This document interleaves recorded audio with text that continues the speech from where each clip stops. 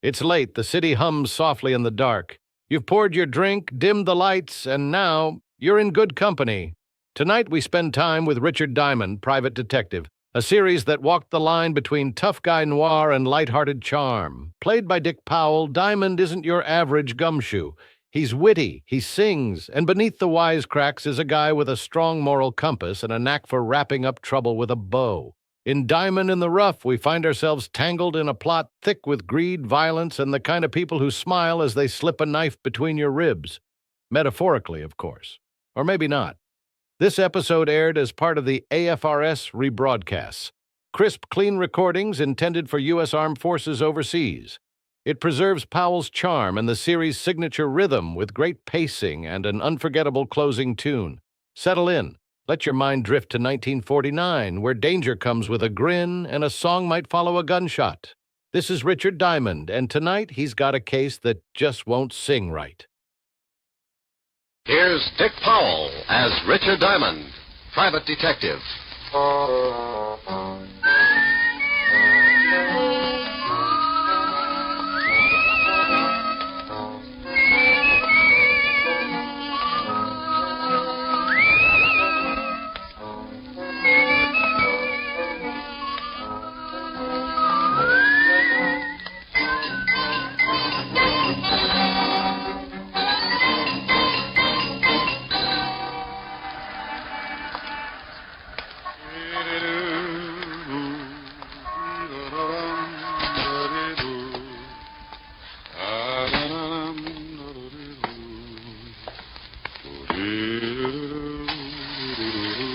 Good afternoon, Mr. Diamond. Oh, afternoon, Ed.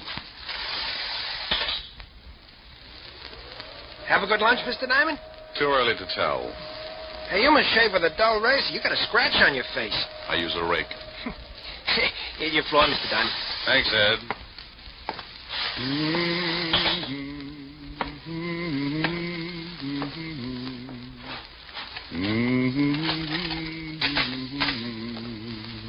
Well, customers. Good afternoon, gentlemen. What can I do for... Oh, that was nifty, Ziggy. Is that Diamond? Yeah, Chino. That's him. Pick him up and drag him over to the chair, Ziggy. Sure thing, Chino. He's really out. Yeah. See if you can bring him around. Be a shame if he missed anything. Chino, would you mind holding my ash can handle? It might break his jaw. A pleasure, Ziggy. Diamond. Diamond. He looks like he ain't gonna make it. Maybe you slapped him too hard. You hurt me, Ziggy. You know how careful I am. Here. Try to spit your water.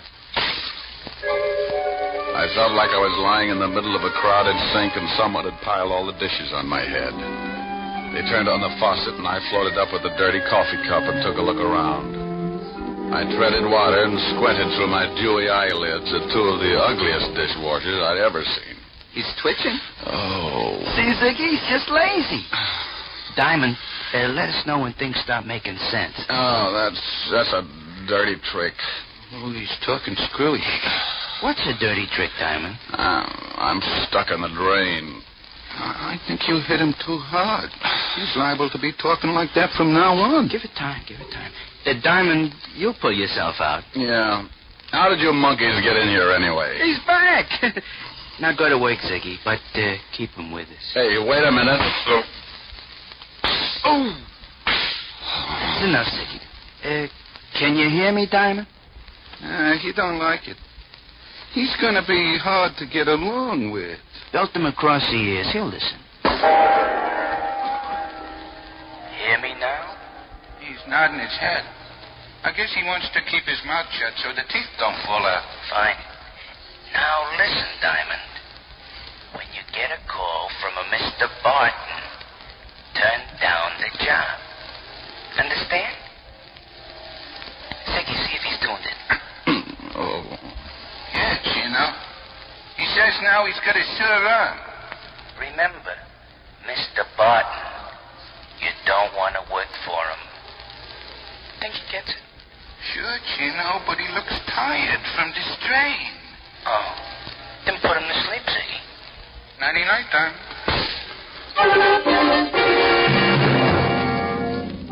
have to say nighty-night. It was only 2 o'clock in the afternoon. He tapped me once more with a galvanized sleeping pill and tucked me away for a rest. The next thing I knew, a pair of gray suede gloves were patting my sore face. Maybe he didn't want to leave any fingerprints on my bruises. Mr. Diamond, can you hear me? Oh, you know, this can get monotonous. Go away. Should I call the police, Mr. Diamond? What? I was expecting uglier company. Could you sit up? I'm getting some of your blood on my shoes. That's tough. I'll turn it off. I'll bet your name's Barton. Why, that's right. How did you know? I'm lucky. Now get out of here. But I want to talk to you. I just had one long conversation, but it was too one-sided. Go on. My health is doubtful, but it's fun to have it around for company. Maybe $500 would pick you up? It might, for a while, but I don't like to waste that kind of money on funerals. $750? So they line the coffin with velvet.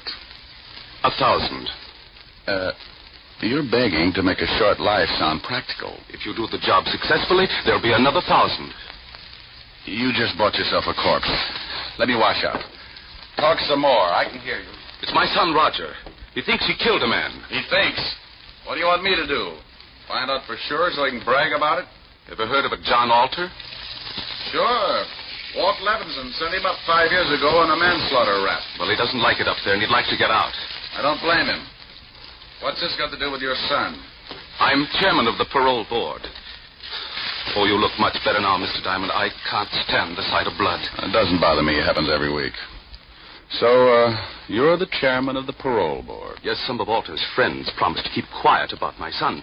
If I let Alter go free when he comes up before the board next week. And you think maybe your son was framed? Yes, about a month ago, he met a girl in Florida. Her name is Lenore Brown, and she's a friend of Alter's. How did they spring the frame? I beg your pardon? You must associate with a higher type thug. Spring the frame. Made it look like your son killed somebody. Oh. Well, when Roger, that's my son, went to pick up the Lenore girl at her apartment, he found her struggling with some man. That happens. It looked like he was trying to kill her. There was a gun on the floor, and she called to Roger for help.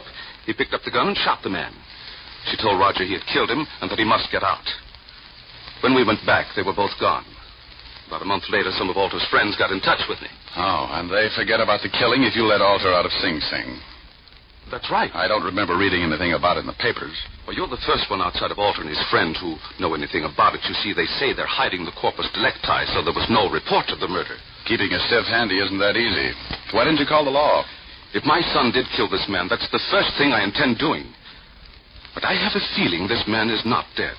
Oh, you think maybe they staged the killing? Put blanks in the gun, and after your son beat it, the stiff walked out under his own steam? That's what I want you to find out. If my son is innocent, I want you to bring the parties responsible to justice. Amen. Here's a check for $1,000. If you find the girl and prove my son innocent, there'll be another $1,000 in your pocket. I'll throw up the holes. Well, thanks, Mr. Barton. I'll start right away. Goodbye, Mr. Diamond. You can reach me at the Wentworth Hotel. I'm staying there until this matter gets cleared up. I won't get in touch with you unless I find something. The guys who worked me over are pretty set in their ways, and there's no sense in you tripping over a lot of dead bodies.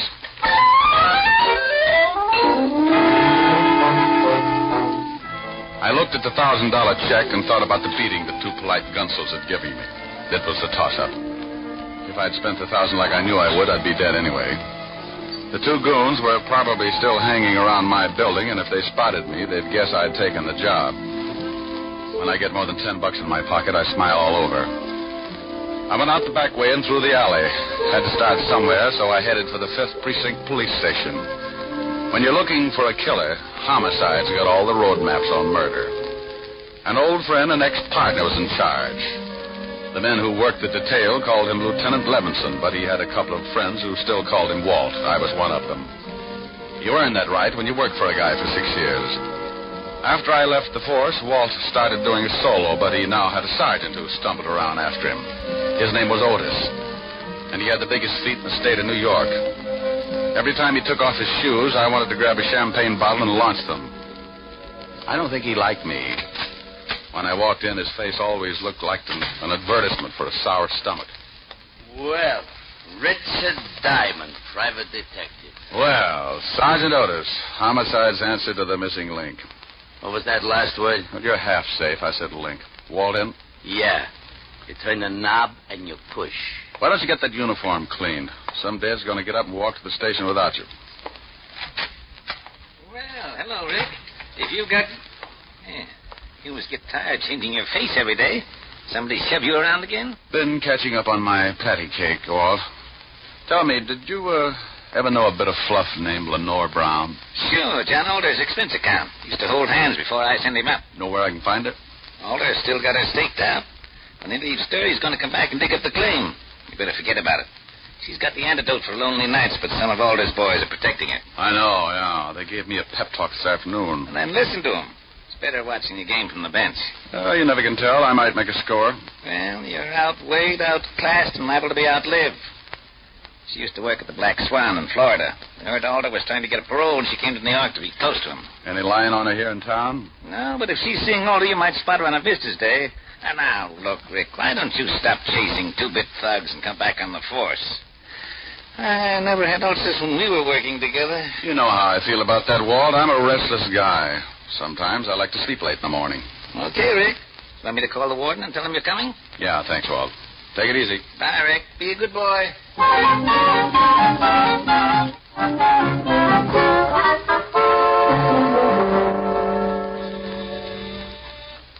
Yes, Paul?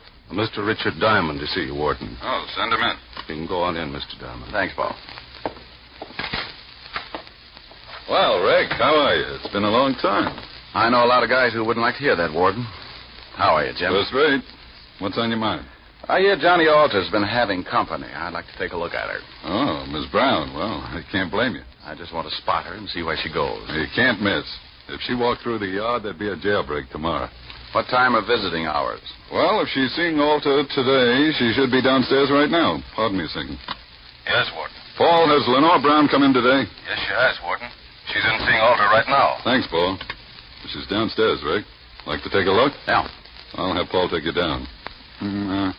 On second thought, I'll go myself.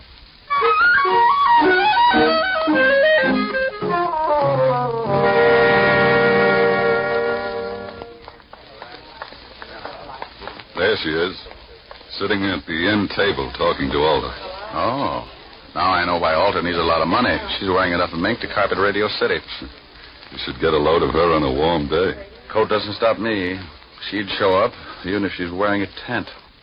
How long has she got with Alder? About another 5 minutes. Warden, maybe I'll let you put me away for a couple of years. With something like that to look forward to on Visitor's Day, I might go for the change. Well, you'd get tired of just talking. Think what you could do on the outside. Yeah, I am, but it would probably send me right back up here. You want to stick around till she's through talking? Thanks, Jim. I'll wait in front till she comes out.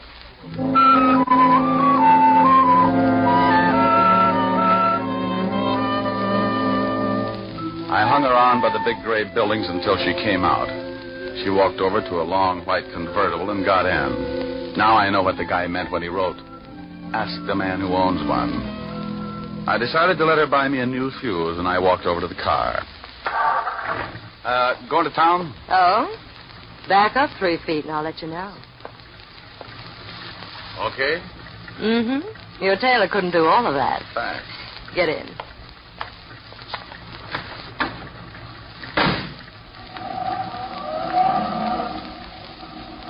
Visiting? Yeah, the warden's an old friend. How many years did you know him? Baby. I've been going home every night all my life. Every night? Well, almost. What do you do with the almost? Depends. Everybody likes something different. You must get tired thinking up new ideas. Oh, I don't think much. It's more fun being surprised. Hey, what are you stopping for? We just got started. Surprise? Oh, yeah. And the nickel-plated one. Look, baby, you don't have to pull a gun. If I'm getting fresh, I'll get out and walk. You'll sit right there, Diamond. Oh, name dropper. Mm-hmm. Expecting company? Mm-hmm, and you've met them before, honey. That's nice. I wouldn't want you to get stuck with the introductions. That's your friends coming along in that car? It should be. Now hold real still. They'll only shoot you this time. Sometimes you're lucky. When a dame's got a gun on you, you don't stand much of a chance unless she's got her mind on something else. This one did. And when she looked up in the rearview mirror to make sure it was her boys, I tagged her. My two playmates were just pulling up in the green sedan when I went out of the car like a dry transmission. There he is. He's sliding up. Nail it. He let go just as I dived off the side of the road and hit the center embankment. I rolled at the bottom and came up looking like an exhibit for smallpox. He's down the hill. Go get him, Ziggy. There was a line of trees just off to the right, and I got to them just as Ziggy tried again. He needed a rifle. I was running through the trees then, and I could hear Ziggy somewhere behind me falling all over himself. I pulled my gun and thought about waiting for him. I could give him so many holes he'd whistle in a high wind, but I had another idea. I stopped and listened. He's around here somewhere. Well, come on. We'll spread out. That tore it right down the middle. They were somewhere behind me, and both of them were looking. I got him. I got him. Get off of me, you million. Get off. I got on a new suit. Oh, my deepest apologies, Gino. I thought you was Diamond. Can't you tell a difference, Ziggy? He's got on a blue suit. Oh, I'm a little colorblind. Now let's find Diamond. They started hunting again, and I cut off to my left and headed back to the highway. I reached the hill that sloped down from the highway, and I went up fast. The cars were about 100 yards down the road, and I used my last lung getting there. Lenore was still out, just like I'd left her when I put her to sleep. I went over to the Gunsel's car and lifted the hood. Chino and Ziggy could apologize all night while they looked for a new distributor. I went back to the white convertible with the unconscious nylons and got in.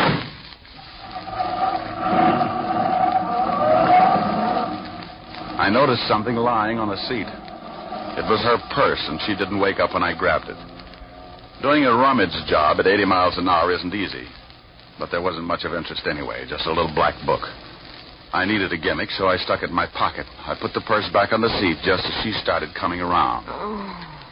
Well, now that's it, baby. Sit up and look at the pretty scenery. How did you get here?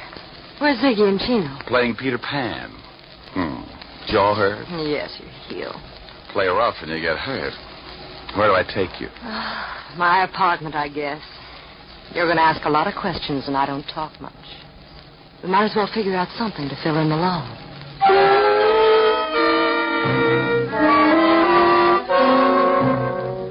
I drove to her place on East 51st and walked into the door. She looked at me like a fat woman eyeing a French pastry, and her mouth slipped down to her shoelaces when I gave her a peck on the cheek and left her standing with an old front doorknob in her hand. I knew she wasn't going to spill anything, even if I got her drunk. Besides, she could probably drink Tony Galento under the table and still be sober enough to play hopscotch. I went back to the office and took out her little black book. There were a lot of names, and some of them I knew. Chino, and after it, likes his work. And Ziggy, and after his name, has own gun. Yeah, Richard Diamond, too. I never did figure out what the 3 stars were for. I'd forgotten all about my date with Helen when the phone rang. Yeah? Hello, Rick. Call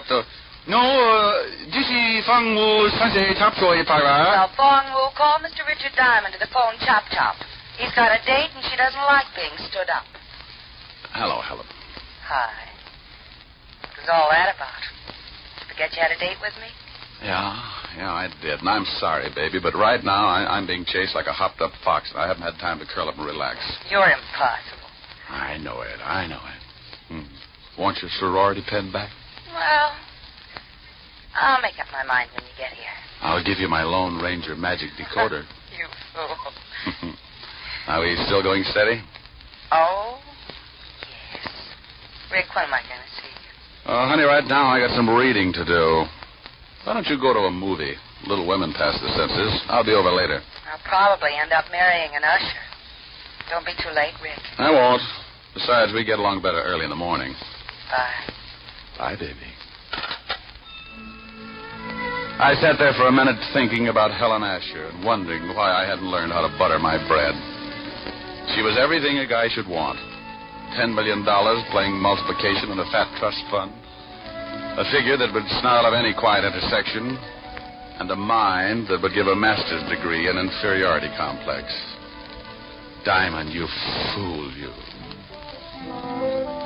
Well, Lenore Brown's little black book was a poor substitute for an evening with Helen, but 3 items put me in second gear. They weren't hard to find.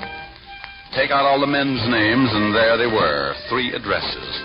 One was in the village, another in Harlem, and the last was somewhere in Chinatown.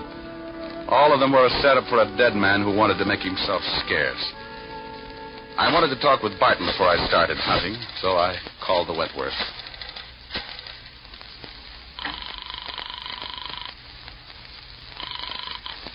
Wentworth Hotel. Mr. Barton, please. Yes, sir. I'll ring him. Hello? Mr. Barton, this is Diamond. Oh, yes, Diamond. Did you find out anything yet? Not yet, but tell me, did your son tell you what his victim looked like? Why, yes. He said he was a dark man with a scar from his nose to his chin. He said he'd never forget it. Oh, well, thanks. Maybe I'll call you tomorrow. I hope you clear this thing up in a hurry. So do I. I want to get my nerves untangled. I took the easy address first, grabbed a cab, and 20 minutes later I was walking down the steps of a little dive on the east side of Greenwich Village. It was a shabby little place, and the customers had enough long hair to give a toupee deal of the DTs. A fat waiter walked over and eyed my clean shirt. He was wearing an apron that looked like he'd made the salad on it. He was swell. You wanted something, Mac? Yeah, a pound of egg noodles. Just sweep them up off the floor. Do you know anyone named Lenore? Lenore. Oh, sure, Lenore Brown. Hey, she comes in about once a week, listens to the kid at the piano. Now, why would a classy dame like that go out with him? He don't play the piano so good. You ever see a guy with her? Dark man with a scar from his nose to his chin? No. She always does a single. Yeah, well, thanks. Hey, you still want those noodles?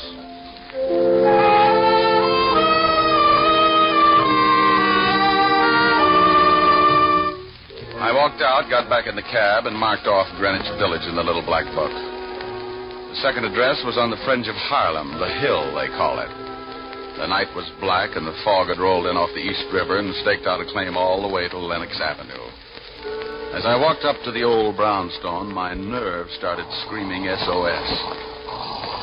I stopped cold and looked down at two gleaming eyes, like two pieces of polished glass shining in the glare of the dim street lamp. As I got used to the darkness, I could make him out. He was a big, white, battle-scarred bulldog, and he had some ideas of his own. He started shuffling in slowly, jerking back his lips and showing a row of white teeth. Hold it, Lucifer. I hadn't heard him come out on the porch. He was a big man wearing an off-white undershirt. And from what I could see, he looked meaner than his dog. The animal stopped, but he kept facing me, showing off his toothpaste smile. He won't hurt you, mister, unless I tell him to. I'll think about it for a while. I'm a poor substitute for horse meat. What do you want? Do you know a Lenore Brown? You a cop? Shamus. Beat it, Lucifer. Thanks, pal. I couldn't hold my breath much longer. You can come up on the porch. You're looking for Lenore Brown, huh? Yeah, know her? I met her. My wife works for her. Is your wife in? Yeah. Esther! Yeah? Come here. Some private Dick wants to talk to you. She's Miss Brown's private maid. Yeah. Your husband tells me you work for Miss Brown. Yeah, what's she done? She got many friends? Men friends. Yeah. You know a dark man with a scar? Oh, sure, I know lots of them. What are you talking about, woman? Oh, I meant someone who Miss Brown knows. What did you mean by that, mister? Look, I really don't know anybody with a scar. Now you better beat it. Yeah. Get moving. And I want to talk to you, woman. Get in there. Yes, honey. I knew she was going to get bruised, but he looked rough enough to cut my windpipe, and I wanted someplace to pour my coffee down in the morning. So I got out of there fast and headed for the last address in the little black book. The place was on one of those narrow, dark streets. It was so quiet you could hear yourself change your mind.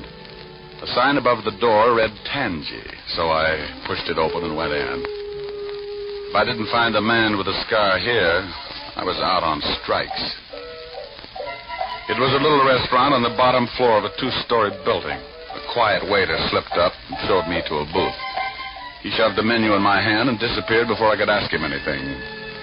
The place was empty except for an old couple sitting near the door. The waiter said something to them, and they looked quickly over at me, and then they left in a hurry. The room was completely empty now.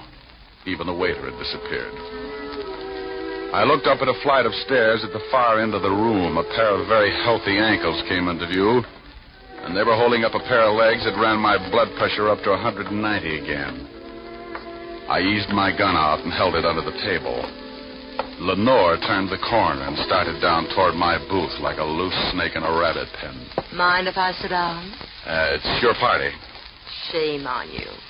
Don't you know it's not nice to pilfer a lady's handbag? Now, Mama will have to spank. Looks like the last address paid off. If you're buying shrouds, it did. Where's the guy that young Barton was supposed to have killed? Upstairs. But he's very unsociable. Hates long conversations. I only need a couple of lines. He can't even do that. He likes to keep on breathing. Old man Barton figures Alter framed his son. He's not going to let your boyfriend out of Sing Sing until he finds a man with a scar. Think he can do better than you did? Well, I found him. Was it worth dying for? I don't know. I can tell you better after I talk to him. Mama's going to have to spank sooner than she expected. Come in, boys. Well, look who's here. Are Mama's two big idiots out collecting blood again? Where are your buckets? Oh, he's bitter. Present! You've met Chino and Ziggy before, haven't you? Yeah, on the end of a fist. They want to show you the town. I know the beat. I'll bet you've never seen it from the bottom of the East River. No, but if you'll put on a bathing suit, I might buy the idea. Too bad we'll never make the beach together. I'd like to show you the sights. Boys, you better help Mr. Diamond out of the booth. I think he's stuck. You know how it is. The boys like to keep moving. So do I. I shot once and caught Ziggy in the stomach, and I dumped the table over on Chino. He grabbed like he was going to waltz with it. I didn't even have to get up. I just shot him through the cover chop. Lenore was out of the booth fast and running for the stairs. Look out, Tony, look out! I caught up with her at the foot of the stairs, and as she started up, I saw him, standing on the upper landing, scar and all meaning gun in his hand. He missed me, but nailed her halfway up. She spun around and fell all over me. But I point a gun pretty good from a prone position.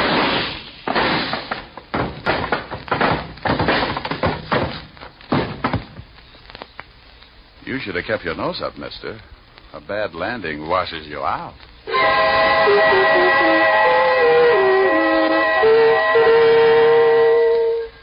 I called Lieutenant Levinson, squared myself. Then homicide came down and cleaned things up. They were all dead, and I figured I never would reach the beach anyway. I phoned Barton, who took his son down to the morgue to look over the night's take. Young Barton identified the man with the scars, the one he thought he'd killed. They gave me the notch, and I made another call. This time to a pair of silk pajamas with an understanding heart. It was late, but I was hungry. Oh, good morning, Mr. Diamond. Isn't it rather late to be calling? You know something? You're right, Francis. It's 2 a.m. Time for all good butlers to be Betty by. Miss Helen is in the library, but I'm not sure whether she wants to see you. Well, you just run along and get some sleep. I'll find out and let you know. Very good, sir.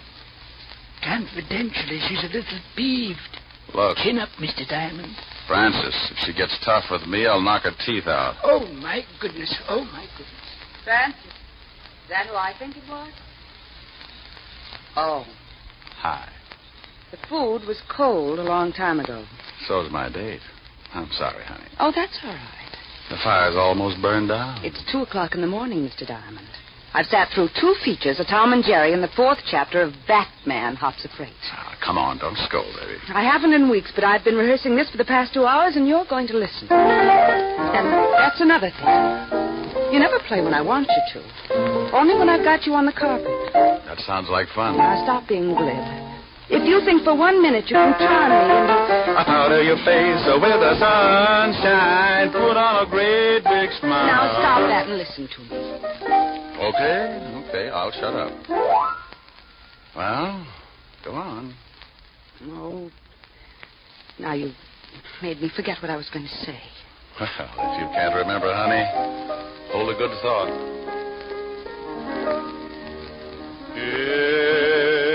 It's a big, wide, wonderful world you live in. When you're in love, you're a master. Of all you survey, you're a gay Santa Claus. I just remembered. Too late now, honey. I'm rolling. There There's a brave new star-spangled sky above you. When you're in love, you're a hero, a Nero, Apollo, the Wizard of Oz. Oh, Rick, how do you do it? You've a kingdom, power and glory. Richard Diamond, starring Dick Powell, was previously released over the National Broadcasting Company for listeners in the United States, and has been re-released to you men and women overseas by the United States Armed Forces Radio Service, the voice of information and education.